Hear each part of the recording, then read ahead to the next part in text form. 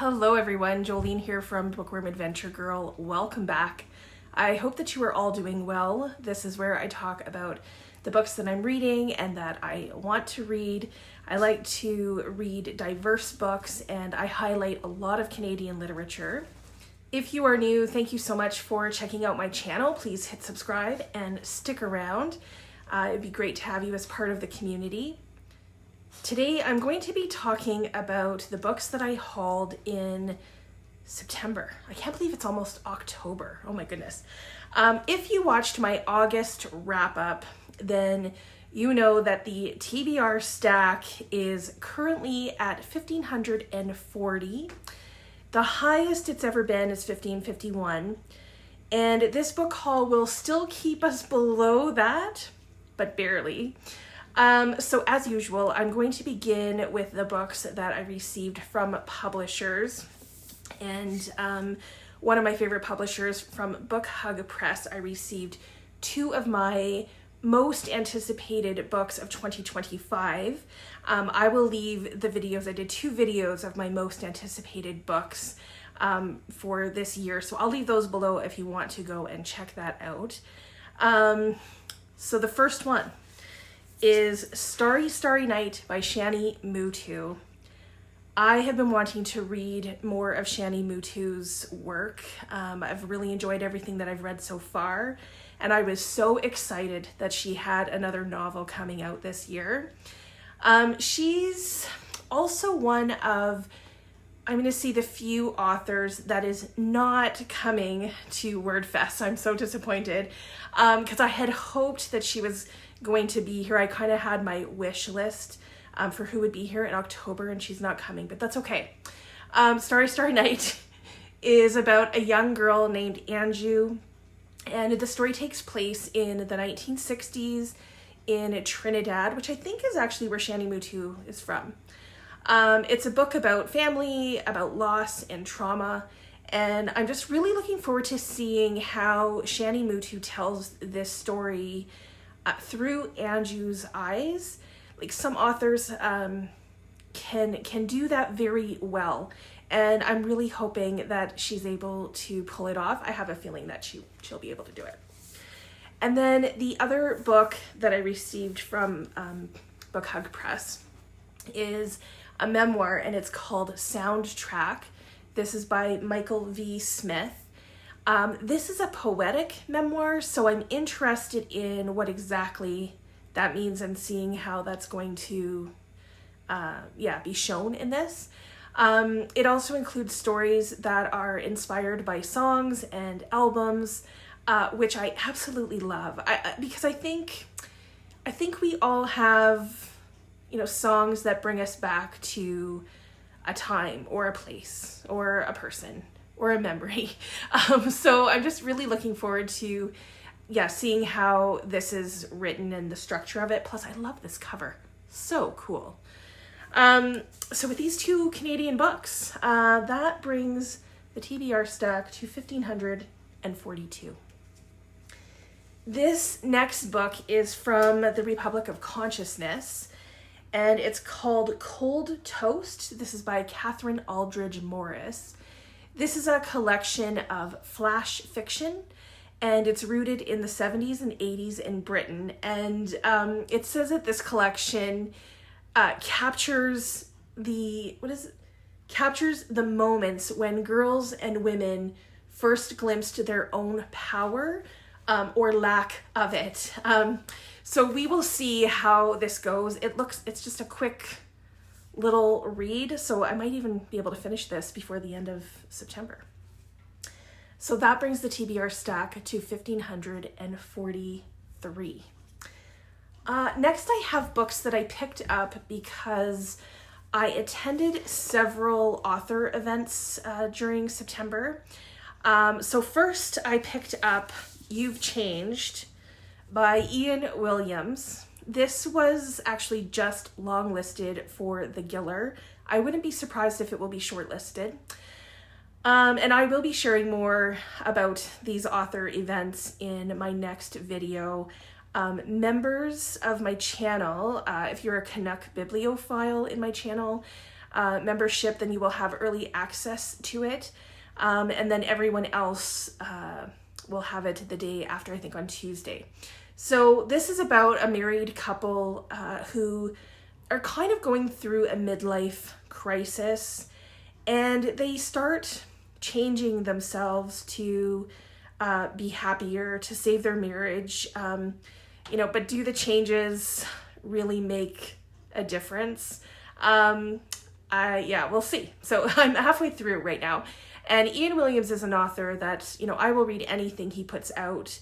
So you will definitely be hearing more about this, very soon. Okay, another book that I picked up because I went to see the author was Let Me Be Frank. This is by Tracy Dawson, and the subtitle of this book is, I think, the best subtitle, and it leaves no question as to what the book is about, because this is exactly what it's about. So the subtitle is A Book About Women Who Dressed Like Men to Do Shit They Weren't Supposed to Do. That pretty much sums it up. And it has some illustrations. We'll see if I can show you one or two. So I'll be talking about this one again soon when I talk about the author events.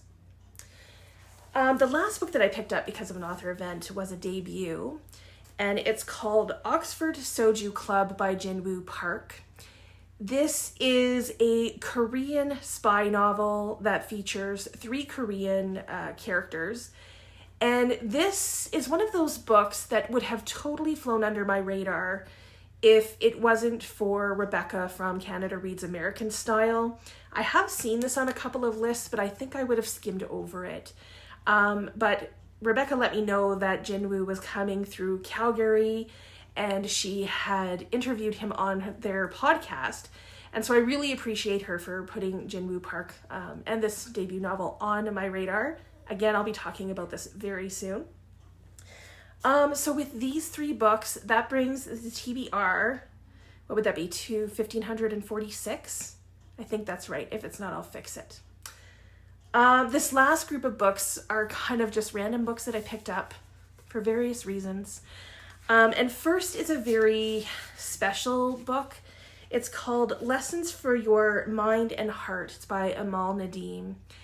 And this book, again, just a quick read. It was brought to my attention by one of the palliative doctors where I work. And this book was just published in February of this year. And it contains 90 lessons, says at the back, 90 lessons to keep you going.